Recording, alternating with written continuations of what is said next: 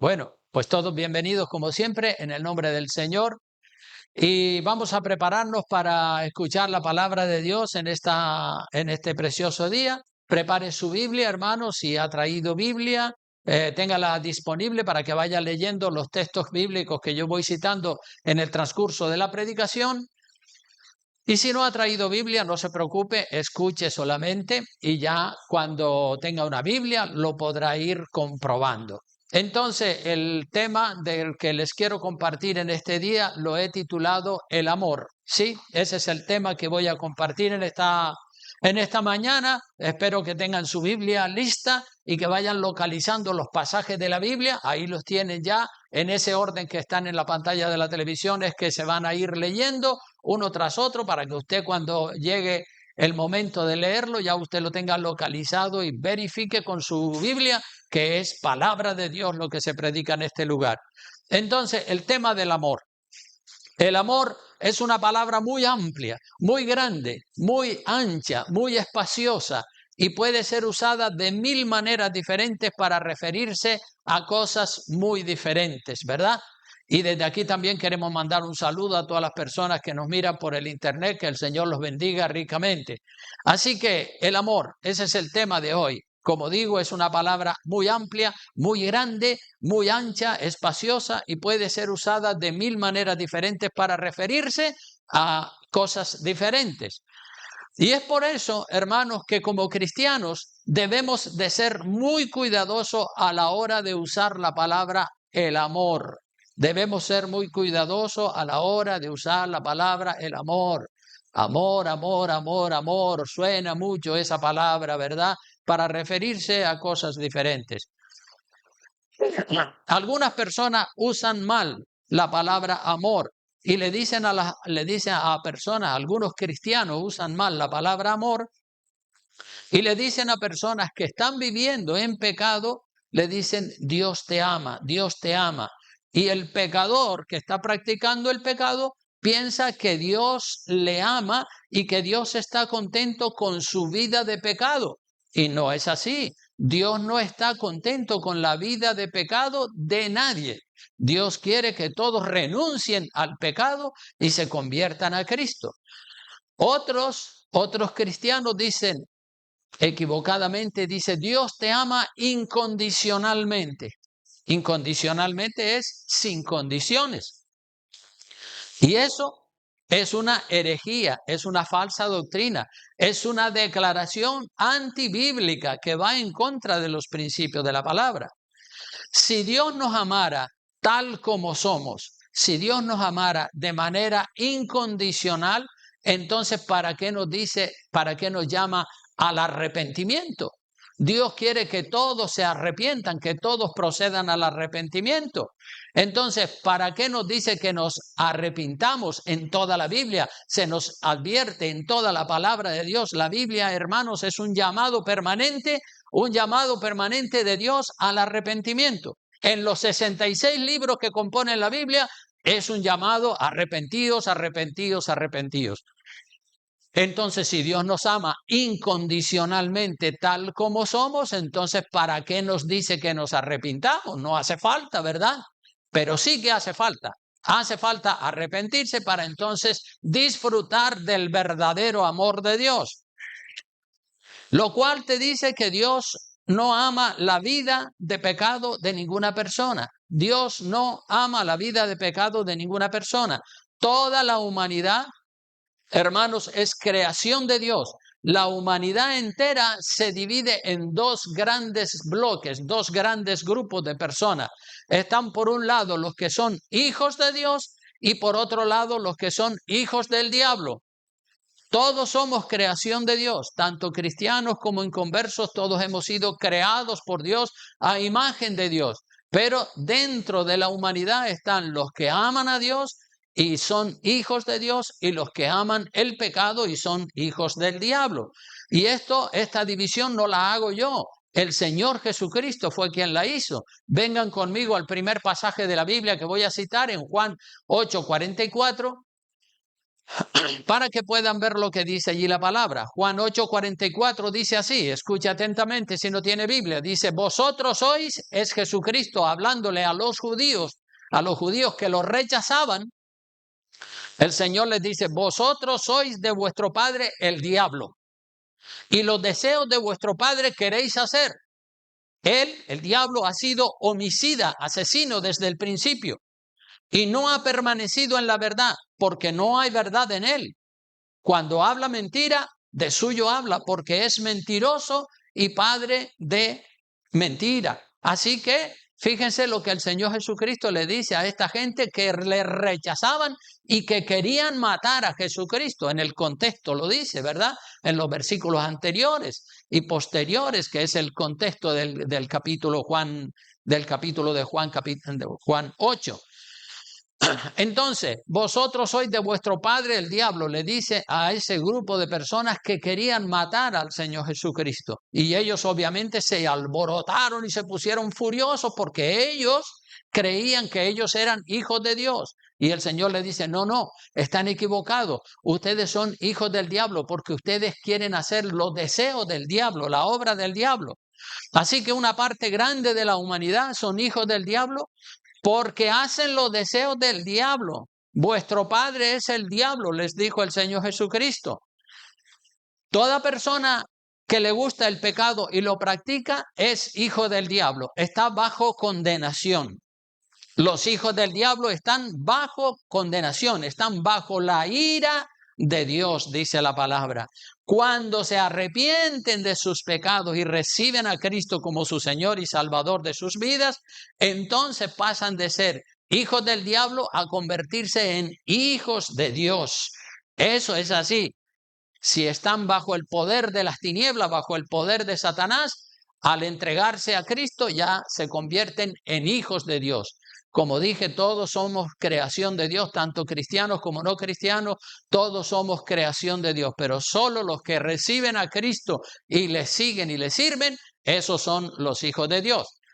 Así que hoy, hermanos, quiero compartir el tema del amor en dos partes principales, es decir, dividirlo en dos partes principales. El concepto del amor entre la criatura y el creador.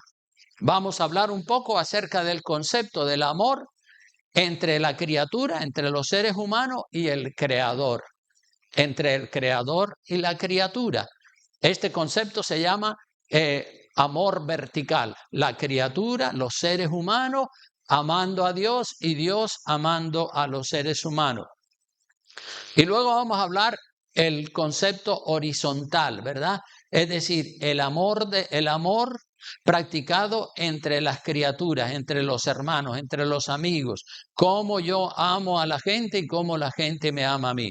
Entonces, dos ideas del amor, el concepto del amor de Dios del amor de Dios con la criatura y de la criatura con Dios, que es el amor vertical, y luego el amor horizontal, la criatura con la criatura.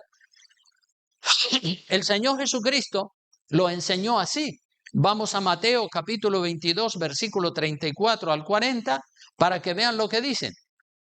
Dice así, entonces los fariseos, oyendo que había hecho callar a los saduceos, están hablando los saduceos y los fariseos con Jesucristo, dice que se juntaron a una. Y uno de ellos, intérprete de la ley, le preguntó por tentarle. Fíjate, para provocarle, para tentarle, le preguntó al Señor. Dice, maestro, ¿cuál es el gran mandamiento de la ley? Maestro, ¿cuál es el gran mandamiento de la ley? Jesús le dijo, amarás al Señor tu Dios con todo tu corazón y con toda tu alma y con toda tu mente. Este es el primero y grande mandamiento, es decir, el amor vertical, la criatura amando al Creador, ¿verdad? Y luego dice en el verso 39, y el segundo es semejante, el horizontal, amarás a tu prójimo como a ti mismo. Dice, de estos dos mandamientos depende toda la ley y los profetas. O sea, de estos dos mandamientos, el mandamiento del amor hacia Dios y de Dios hacia la criatura, y luego el mandamiento de amarnos los unos a los otros como Cristo nos amó a nosotros. Así que el amor entre la criatura y el Creador va de arriba hacia abajo y de abajo hacia arriba. Y el amor entre los cristianos es el amor horizontal. Amamos a los demás nos aman a nosotros. El amor vertical de Dios hacia las criaturas. Miren, hermanos, por eso es que quiero hablar del amor y dejar claro cómo usar la palabra amor correctamente. Dios ama a las criaturas por el hecho de que son la obra del Creador, son imagen de Dios. Es decir, ¿en qué sentido Dios ama a toda la humanidad? Pues en el hecho de que somos creados a imagen y semejanza de Dios. En ese sentido, Dios nos ama. El Creador ama a la humanidad en el sentido de que tenemos la imagen de Dios y la ama en el sentido de que quiere que todos se arrepientan, ¿verdad? Y que todos le entreguen su vida al Señor. Dios espera que la criatura que ha sido dotada de lo que se llama el libre albedrío o la libertad para hacer lo bueno o lo malo, porque así Dios nos ha creado a nosotros, tenemos libertad para hacer lo bueno o para hacer lo malo. Así que somos nosotros los que tomamos nuestras propias decisiones. Y Dios espera que la criatura que ha sido creada a imagen y semejanza de Dios espera que la criatura reaccione bien y sea agradecida con su Creador. ¿Cuántos aquí son agradecidos con el Creador? Claro, tenemos que agradecerle, gracias Señor, me has creado como un ser humano, en mi vida tengo la imagen, el carácter, la voluntad, tengo la imagen de Jesucristo, la imagen de Dios.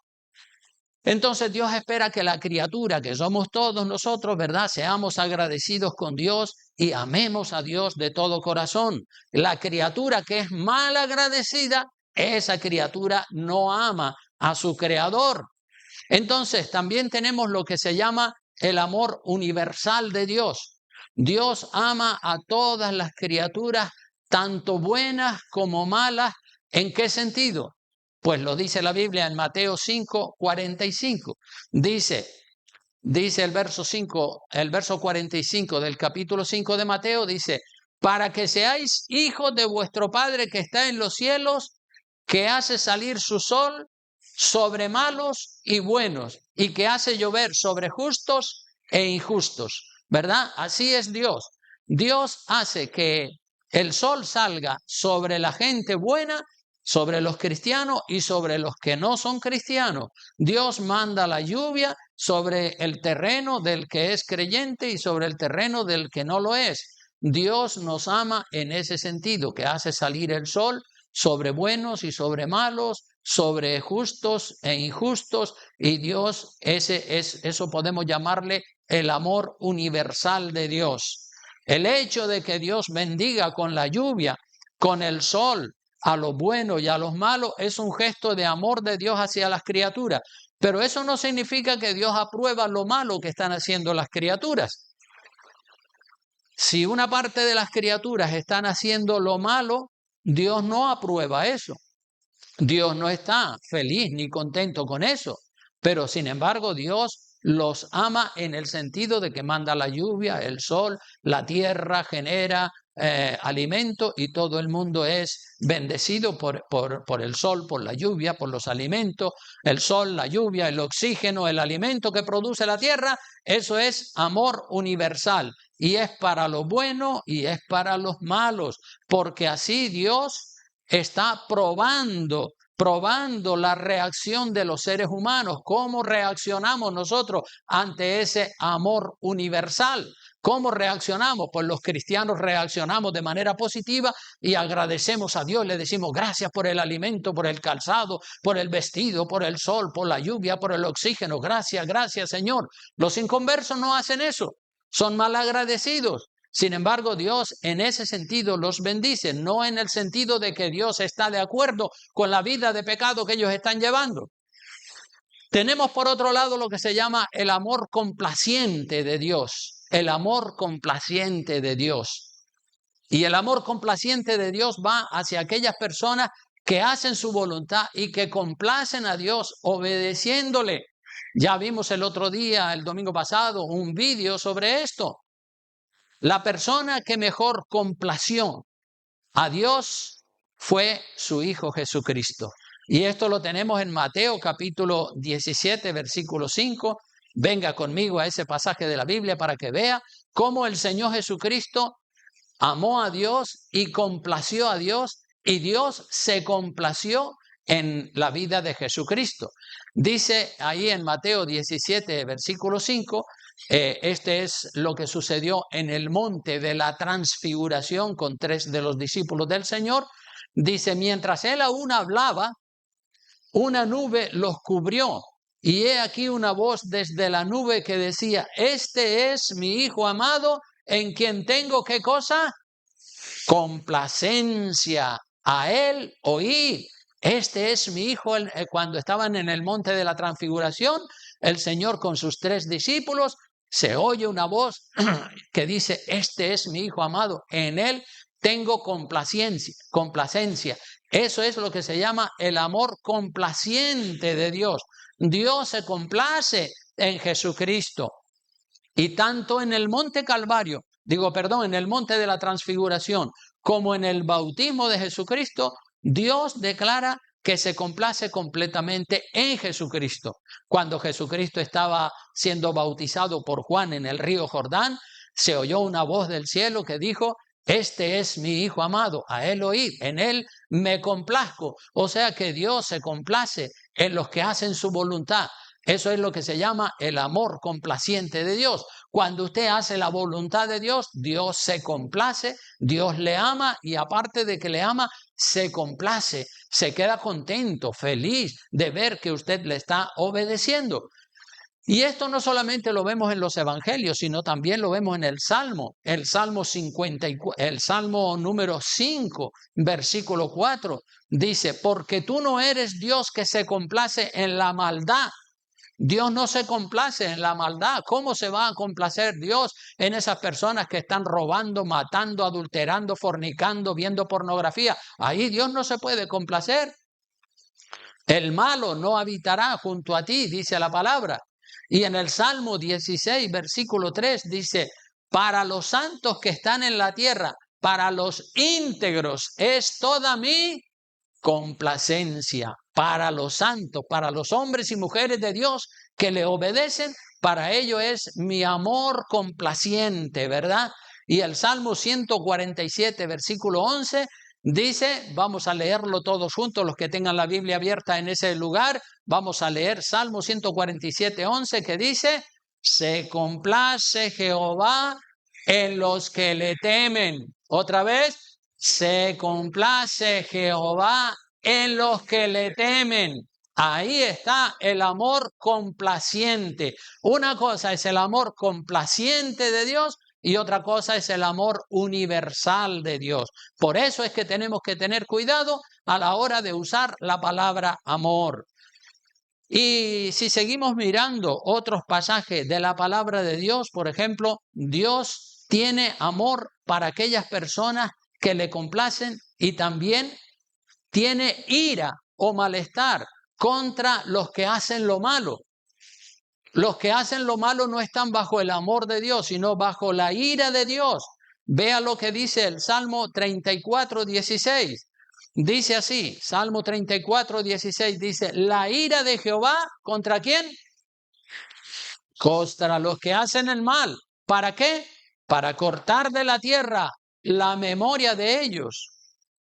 Y Juan, capítulo 3, versículo 36, Evangelio según San Juan 3, 36, viene a decir lo mismo. O sea que estos conceptos acerca del amor de Dios dejan muy claro a nosotros los cristianos cómo usar la palabra amor, porque si la usamos mal podemos estar haciéndole más daño que bien a las personas. Juan 3:36 dice, el que cree en el Hijo, ¿qué dice? Tiene vida eterna, pero el que rehúsa o rechaza, dice yo no creo, el que rehúsa creer en el Hijo, ¿qué pasa con él? No verá, sino que la ira de Dios está sobre esa persona, no está el amor de Dios como dicen algunos, Dios te ama incondicionalmente, mentira. Si estás en pecado, La ira de Dios está sobre la vida de la persona que está en pecado, que está en rebeldía. Ya lo dice bien claro la palabra de Dios. Dios también, hermanos, ama a toda la humanidad en el hecho de que Él abre una puerta de salvación, una puerta para escapar de la condenación eterna. Y esa puerta de salvación se llama Jesucristo, ¿verdad? En ese sentido también Dios tiene un amor universal, en el sentido de que Dios tiene una puerta abierta. Es decir, la humanidad no está sin esperanza. Si está sin esperanza es porque quieren, porque Dios ha abierto una puerta para que los que quieren salir de debajo de la ira de Dios puedan escapar de la ira de Dios y entrar en el amor de Dios. Y esa puerta se llama naturalmente Jesucristo, como no podía ser de otra manera. Así que si la humanidad está bajo la ira de Dios es porque quieren estar ahí, no porque no haya una vía de escape, una puerta de salvación. La puerta de salvación se llama Jesucristo y hay que entrar por esa puerta arrepintiéndonos de nuestros pecados. Entonces pasamos de ser hijos del diablo a convertirnos en hijos de Dios. Toda la humanidad puede salvarse si lo desean, pero solo se salvan los que entran por esa puerta de salvación llamada Jesucristo. Ahí está el uso del libre albedrío y ahí está el amor universal de Dios. Así que, hermanos, no confundamos lo que es el amor universal con lo que es el amor complaciente de Dios hacia sus criaturas. Dios ama a toda la humanidad con amor universal. Ya expliqué lo que es el amor universal y hemos explicado y leído en la Biblia lo que es el amor complaciente de Dios. El amor complaciente de Dios lo reciben solamente las personas que hacen la voluntad de Dios. En ellos es que Dios se complace y que Dios está feliz y contento. Así que los que somos padres, hermanos, los que somos padres tenemos varios hijos o hijas, veremos que unos de nuestros hijos se complacen, unos de nuestros hijos nos complacen y otros de nuestros hijos no nos complacen. Unos nos complacen a nosotros como padres y otros hijos que son malos, pues nos llevan la contraria a nosotros como padres. Por eso quiero decir que el argumento que usan los cristianos bautistas y algunos otros predicadores que promueven la doctrina de salvo, siempre salvo, de que un hijo siempre será hijo, sea bueno o sea malo, porque cuando hablas con un cristiano bautista que cree que la salvación no se pierde, dice salvo, una vez salvo, siempre salvo. Nosotros no creemos que una vez salvo, siempre salvo. Una vez salvo hay que perseverar hasta el fin para entrar en el reino de los cielos. Pero ellos dicen, no, una vez que eres salvo, siempre serás salvo. Y utilizan un ejemplo que no tiene nada que ver con lo que nos enseña la palabra de Dios. Ellos dicen, un hijo siempre será hijo. A mí me lo han dicho. Dice, ¿tú tienes hijos? Digo, sí. ¿Y algún día tus hijos dejarán de ser tus hijos? Le digo, no, mis hijos siempre serán mis hijos, sean buenos o sean malos. Ah, ¿lo ves? ¿Lo ves? Pues entonces igual es Dios. Y eso no es así. Ese argumento es cierto solamente desde el punto de vista biológico, no desde el punto de vista espiritual. Desde el punto de vista biológico, mis hijos siempre serán mis hijos, biológicamente hablando, pero espiritualmente no. Biológicamente sí, son descendencia de un servidor y de mi esposa, y siempre serán mis hijos, sean buenos o sean malos, biológicamente hablando. Pero si mis hijos están apartados del Señor, pues ya espiritualmente esa es otra relación diferente. Mis hijos siempre serán mis hijos, sean buenos o sean malos, solo en el aspecto biológico, por la sangre. Pero con Dios no es así. No es que somos hijos biológicos de Dios como mis hijos son hijos biológicos míos. Con Dios no es así. Se entra a ser hijo de Dios por adopción, no por biología. Usted y yo somos hijos de Dios por adopción, que es muy diferente. Una cosa es un hijo adoptado y otra cosa es un hijo biológico. Un hijo biológico siempre será hijo biológico suyo, porque usted lo engendró y su mujer lo concibió, por eso es hijo biológico y siempre será hijo biológico. Pero cuando se trata de si somos hijos de Dios o no somos, eso no es por biología, eso es por adopción. Y no lo digo yo, lo dice la palabra de Dios. Vengan conmigo, por favor, a Gálatas capítulo 4, versículo 4 al 5. Ahí deja clara la palabra de Dios que no somos hijos biológicos, sino hijos adoptivos. Y usted y yo entramos a ser hijos de Dios por adopción. Usted y yo éramos hijos del diablo porque hacíamos los deseos del diablo. Pero un buen día recibimos a Cristo por la fe y nos convertimos en hijos de Dios. Por adopción, por adopción, por adopción. Dígalo, soy hijo de Dios por adopción. Amén, sí Señor, porque renunciaste a las obras del diablo, aceptaste a Cristo y entonces eres adoptado. Esto lo dice Gálatas capítulo 4, versículo 4 al 5.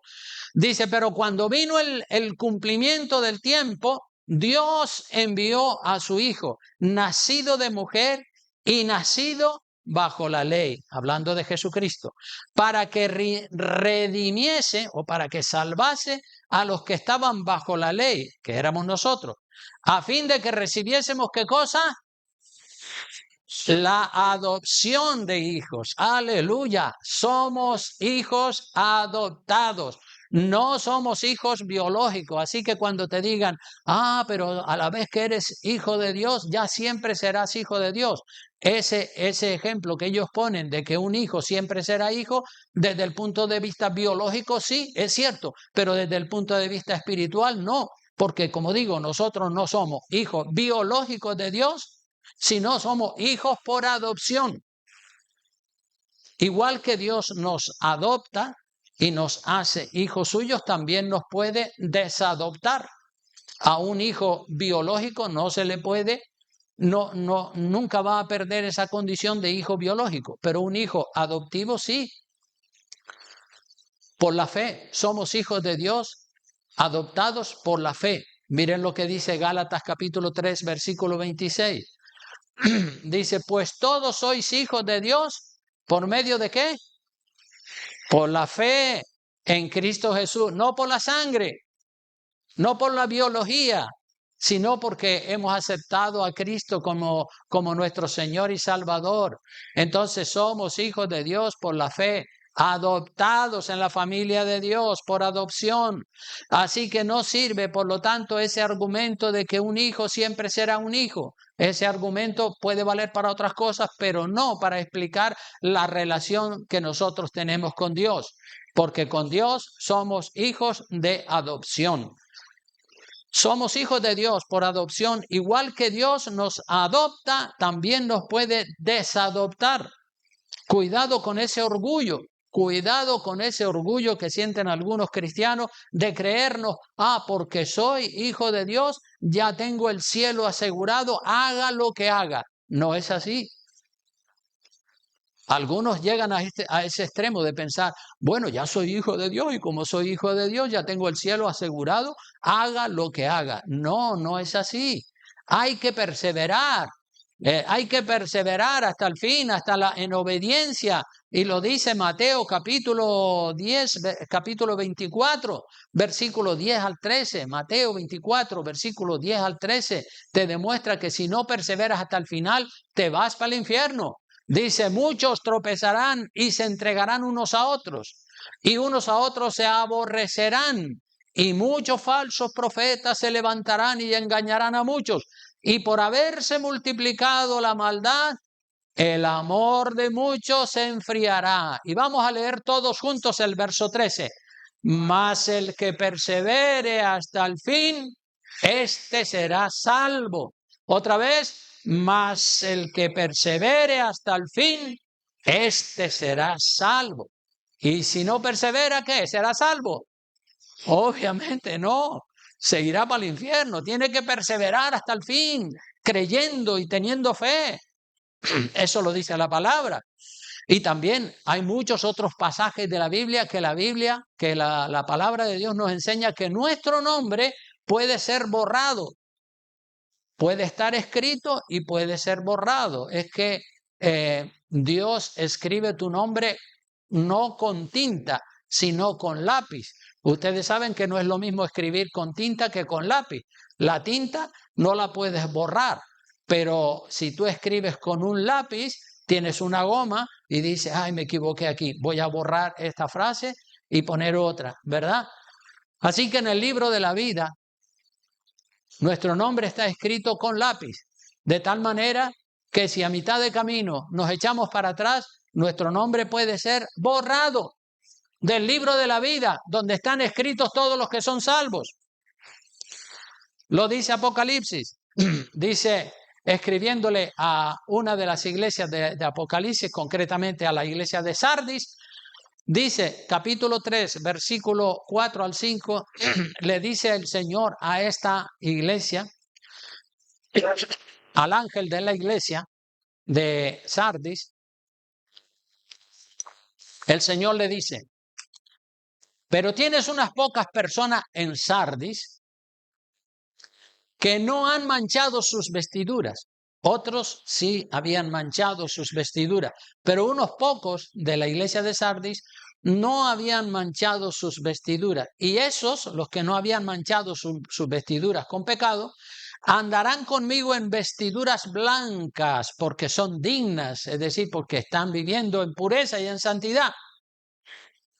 El que venciere, dice el verso 5, será vestido de vestiduras blancas que representan la pureza, la santidad, vestido de vestiduras blancas. Y no borraré. El que venciere. Para vencer hay que llegar hasta el final de la batalla.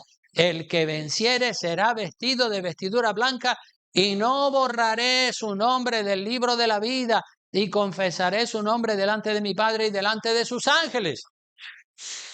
O sea que si tú perseveras hasta el fin, puedes tener la seguridad absoluta de que Dios no va a borrar tu nombre. Pero si tú a mitad del camino, cuando llevas ya 7, 8, 10 años sirviéndole al Señor, dices, ya estoy cansado de servirle al Señor, me voy otra vez a la vieja vida de pecado, tu nombre que estaba escrito, pues va a ser borrado. Lo dice la Biblia, no lo digo yo. Y hay que perseverar hasta el fin, si no, no hay manera de entrar en el reino de los cielos. Entonces, hermanos, ya hemos hablado del amor de Dios hacia las criaturas y de las criaturas al Creador, el amor vertical de Dios hacia las criaturas y de las criaturas hacia el Creador, el amor universal de Dios y el amor complaciente. Entonces, usted puede decirle a las personas, Dios te ama con amor universal, en el sentido de que manda el sol, la lluvia, el oxígeno sobre buenos y sobre malos. Pero amor complaciente, eso lo tiene Dios solamente con aquellos que le complacen, con aquellos que le están en obediencia. Si no, no hay amor complaciente de Dios.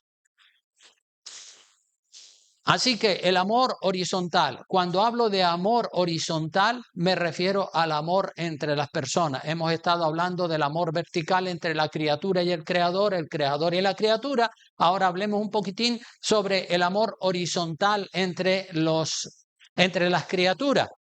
Y cuando se habla del amor entre personas, hay que definirlo muy bien también y diferenciarlo.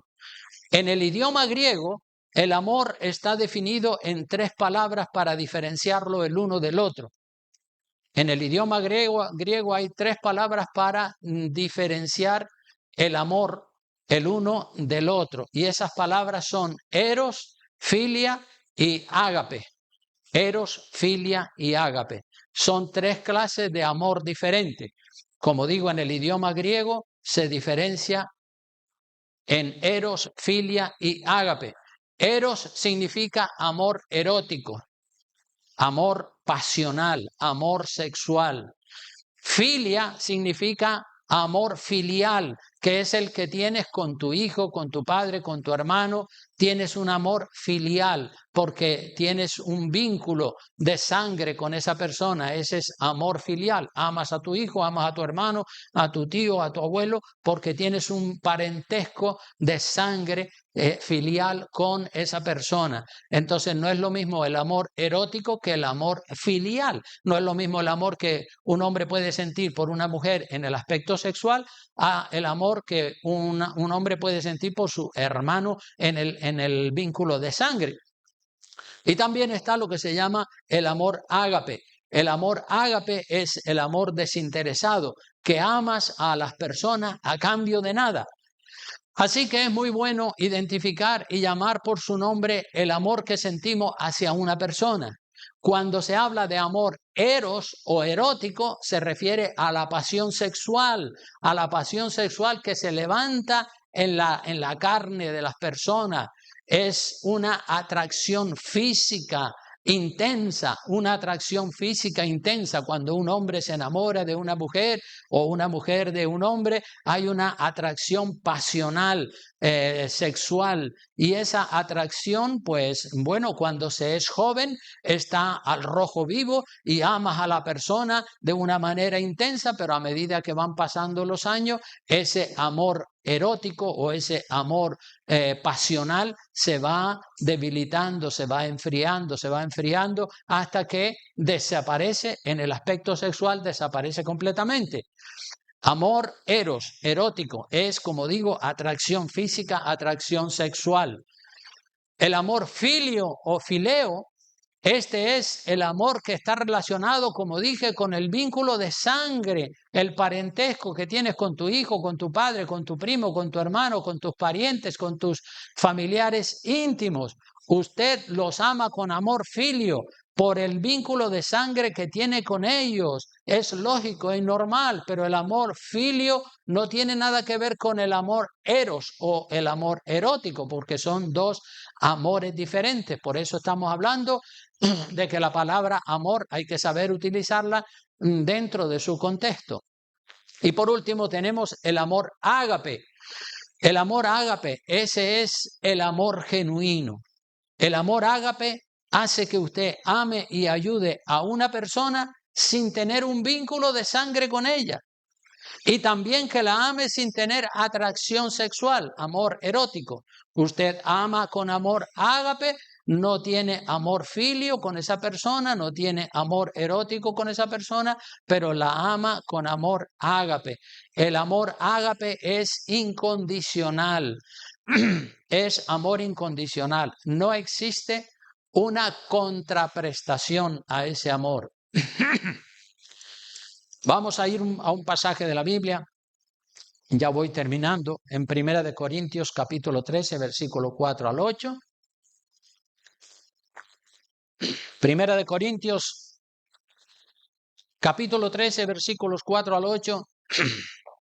Ahí se nos describe lo que es el amor ágape, no el amor filio o el amor eros, erótico o filial. El amor verdadero, el amor ágape. Dice que el amor, 1 Corintios 13, versículo 4 al 8, vamos a decirlo todos juntos. El amor es el amor no se envanece, no hace nada, no busca, no se irrita, no se goza de la injusticia, mas se goza de la verdad. El amor todo lo sufre, todo lo cree, todo lo espera, todo lo soporta. El verso 8, el amor nunca deja de ser. Las profecías se acabarán y cesarán las lenguas y la ciencia acabará. Pero el amor ágape, está hablando ahí del amor ágape, ¿verdad? No del amor erótico ni del amor filio, sino del amor ágape. Y ese es el verdadero amor. El amor ágape lo vemos en la parábola del buen samaritano. Un par de pasajes más de la Biblia y ya termino. Lucas capítulo 10, versículo 30 al 37. Ahí vemos el amor ágape que el Señor nos invita a que lo practiquemos. Lucas 10, 30 al 37 dice, respondiendo Jesús dijo, un hombre descendía de Jerusalén a Jericó y cayó en manos de ladrones, los cuales, ¿qué hicieron? Le despojaron e hiriéndole se fueron, dejándole medio muerto. Aconteció que descendió un sacerdote por aquel camino y viéndole, ¿qué hizo? Un sacerdote que tenía el deber de atender a ese pobre malherido que estaba allí. Asimismo, un levita que también era un siervo de Dios que servía en el templo. Dice, llegando cerca de aquel lugar, viéndole, ¿qué pasó con él? Pasó de largo. Pero un samaritano, y estos samaritanos eran gente despreciada por los judíos. Dice, estos son samaritanos, esta gente Dios no los quiere como nosotros los judíos. Tenían cierto racismo. Un samaritano que iba de camino, vino cerca de él y viendo a ese herido, fue movido a misericordia y acercándose vendó sus heridas, echándoles aceite y vino y poniéndolo en su cabalgadura, lo llevó al mesón y cuidó de él. Otro día, al partir, sacó 2 denarios y los dio al mesonero y le dijo, cuídamele y todo lo que gastes de más, yo te lo pagaré cuando regrese. ¿Quién pues de estos 3 te parece que fue el primogénito, el prójimo del que cayó en manos de ladrones? Él dijo, el que usó de misericordia con él. Entonces Jesús le dijo, ve y haz tú lo mismo. Es decir, pon en práctica el amor ágape, que es amar a la gente y ayudarlos sin esperar recibir nada a cambio. Así que un consejo de Jesucristo para practicar el amor ágape también lo tenemos en Lucas capítulo 14, versículo 12. Este ya es el último verso que voy a citar. Lucas capítulo 14, versículo 12 al 14. Dijo también al que le había convidado, porque Jesús está comiendo en la casa de una persona que le había convidado a comer. Y le da un consejo que sirve para ti, que sirve para mí. Dice, cuando hagas comida o cena, cuando vayas a celebrar un banquete, un cumpleaños, dice, no llames a tus amigos, ni a tus hermanos, ni a tus parientes, ni a vecinos ricos, no sea que ellos a su vez te vuelvan a convidar y seas recompensado. Haces una fiesta en tu casa, invitas a todos tus amigos y cuando tus amigos, hagan también otra fiesta en su casa, obviamente te van a invitar a ti y te van a recompensar por tú haberlos invitado a ellos. Pero el Señor dice, más cuando hagas banquete, llama ¿a quién? A los pobres, sí, a los pobres, a los mancos y los cojos y los ciegos. Y entonces serás bienaventurado porque ellos no te pueden recompensar, es decir, no te pueden devolver el favor, pero te será recompensado en la resurrección de los justos. Amén. Eso es amor ágape. Entonces, el amor, como digo, en el griego se divide en amor erótico, amor filial y amor ágape. Entonces tenemos que referirnos a qué tipo de amor nos estamos refiriendo cuando le decimos a una persona, Dios te ama. Bueno, sí, Dios te ama en el sentido universal, pero Dios no se complace en tu vida, ¿verdad? El amor complaciente de Dios es solamente para los que hacen su voluntad y le complacen. Amén. Bueno, pues con esto termino ya el mensaje de la palabra. Les voy a pedir que se pongan de pie, por favor, para orar y terminar este mensaje, este culto precioso, con oración, dándole gracias a Dios por todo lo que Dios ha hecho con los niños, con los jóvenes, y vamos a seguir trabajando todos juntos, unidos como buenos hermanos y poniendo en práctica entre nosotros el amor ágape, porque ese es el vínculo que nos une. Es un vínculo espiritual, no es un vínculo de sangre, pero es un vínculo espiritual. Por la fe somos hijos de Dios y si por la fe somos hijos de Dios, también somos hermanos en la fe. Amén. Gracias, Señor, te damos, Dios mío, ha sido un privilegio estar aquí en esta hora, Señor. Oramos por todas las personas presentes aquí, las visitas y los miembros de la iglesia, Dios mío, que tú los bendigas, los guardes a todos, Dios mío, y si alguno desea entregarle su vida a Cristo, es muy fácil, solo tiene que renunciar a sus pecados, arrepentirse, aceptar a Cristo como Señor y Salvador y pedirle que escriba su nombre en el libro de la vida. Y si alguien de los que están aquí presentes en esta mañana quiere dar ese paso de fe, pues yo le invito a que después que termine el culto hable conmigo para poder hacer la oración de arrepentimiento y de fe y que la persona entre a formar parte de la familia de Dios y sea hecho hijo de Dios, pasando así de ser hijo del diablo a ser hijo de Dios. Gracias, Señor. Bendice a todos mis hermanos con la bendición del Padre, del Hijo y del Espíritu Santo. Amén y amén. Dios les bendiga y salúdense los unos a los otros. Amén.